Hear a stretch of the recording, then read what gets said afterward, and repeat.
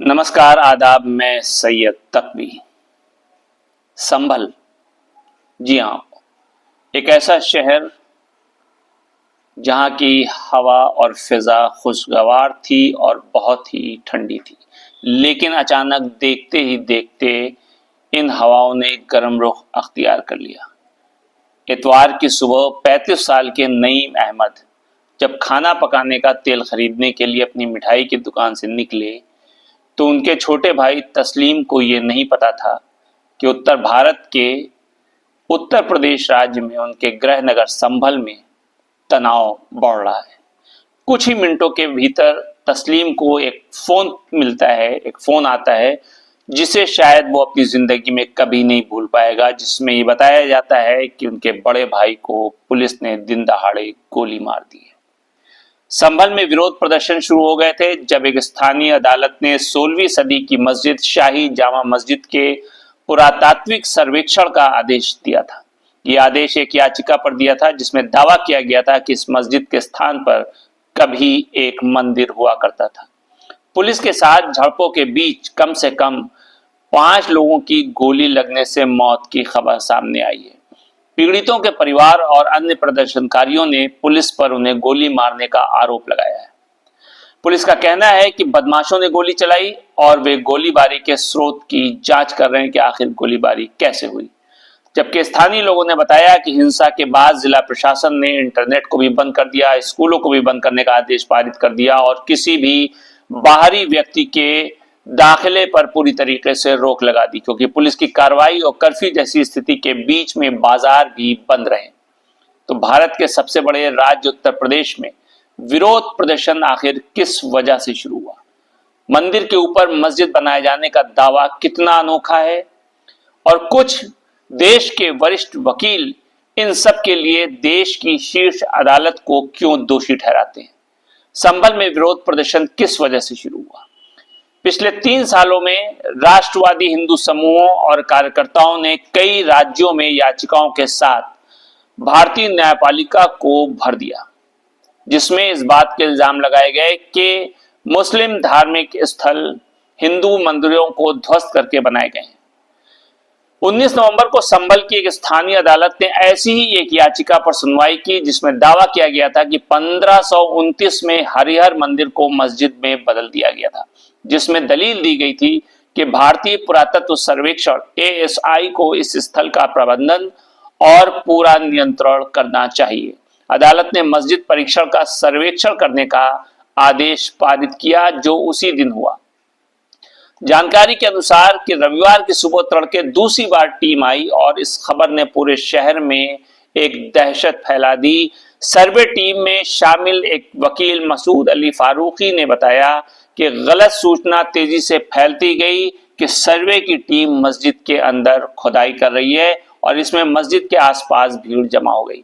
उन्होंने बताया कि कुछ भी असामान्य या विरोधाभासी सबूत नहीं मिला। उन्होंने कहा कि सर्वे टीम के साथ आए कुछ कार्यकर्ताओं ने हिंदू राष्ट्रवादी नारे भी लगाए। उन्होंने कहा कि ये एक गैर जिम्मेदाराना हरकत थी जिससे स्थिति भयावह और खराब हो गई। वहीं दूसरी तरफ एडवोकेट विष्णु शंकर जैन के नेतृत्व में इस मामले की वादी भी कई ऐसी याचिकाओं के पीछे, जिसमें दावा किया जा रहा है कि उत्तर प्रदेश के बनारस, मथुरा और आगरा के शहरों में आज जहां कुछ मस्जिदें हैं वहां पहले मंदिर थे। प्रधानमंत्री नरेंद्र मोदी की भारतीय जनता पार्टी का शासन उत्तर प्रदेश में है।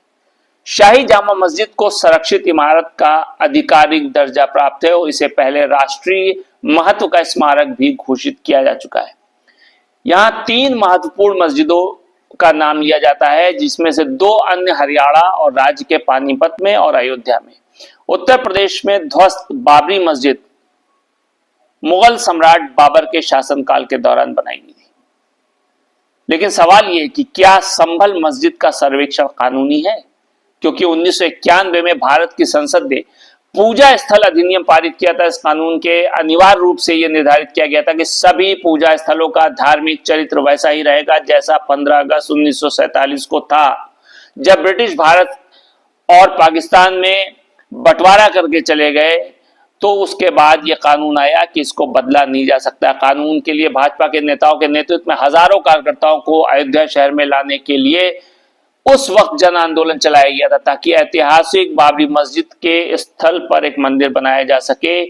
और हिंदू शास्त्रों के अनुसार अयोध्या भगवान राम का जन्म स्थान था, और दूर दराज के हिंदू कार्यकर्ताओं ने लंबे समय से आरोप लगाया कि मस्जिद को ध्वस्त करके राम मंदिर पर बनाया गया है।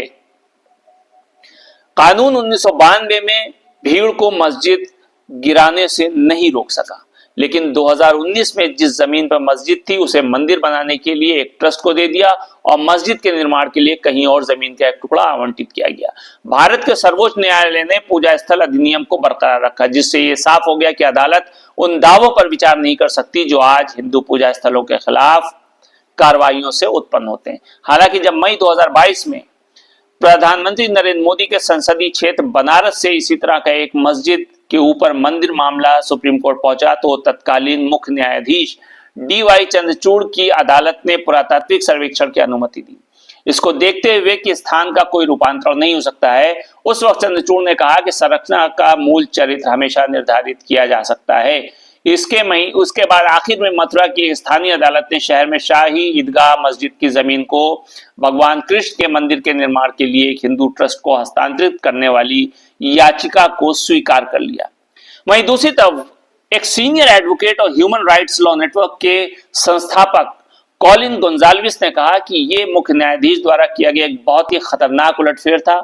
उन्होंने कहा कि इससे हिंदुस्तान में मुसलमानों की स्थिति को खतरे में डालने वाली इस तरह की दलीलों के लिए दरवाजे खोले जा रहे हैं। आखिर इसका जिम्मेदार कौन है?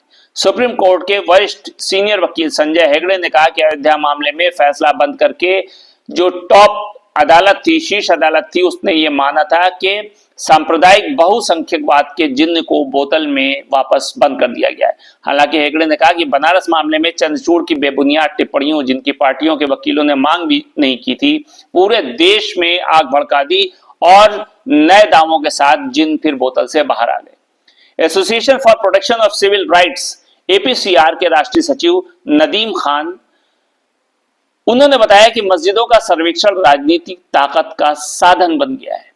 बहुत गौर करने की बात है, यानी ये आए दिन मस्जिदों का सर्वेक्षण ये पॉलिटिकल पार्टीज यानी राजनीतिक जो पार्टियां हैं वो अपने आप को मजबूत करने का एक साधन बनाए बैठी हैं। उन्होंने कहा कि मुस्लिम समुदाय को इस बात का डर है कि इन सर्वेक्षणों की वजह से उनके पूजा स्थल खत्म हो जाएंगे।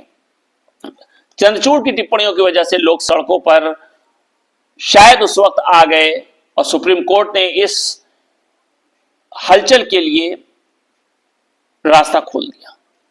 वकील गोंजाल्विस ने कहा कि जब बनारस का मामला शीर्ष अदालत में पहुंचा तो चंद्रचूड़ की टिप्पणी से वो भी काफी चौंक गए थे।